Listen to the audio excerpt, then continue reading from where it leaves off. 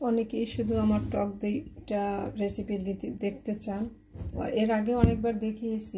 তো আজ আবার একটু বসাচ্ছি, দেখাচ্ছি। এই যে এটা আমি আজ সকালে শেষ করছি। তো শেষ করে আমি এটা কিন্তু ধুইনি, এভাবেই ফ্রিজে রেখে দিয়েছিলাম।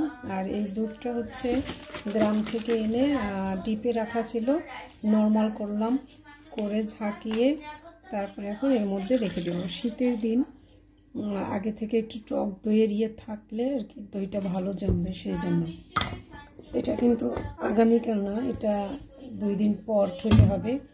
আর এটা আমি বসিয়েছিলাম গতকাল। এই যে এটা এরকম হয়েছে, এটা কিন্তু এখনও হয়নি, এটা আগামীকাল খাওয়া যাবে।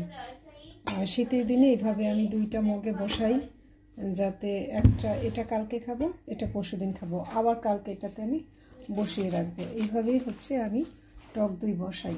অথবা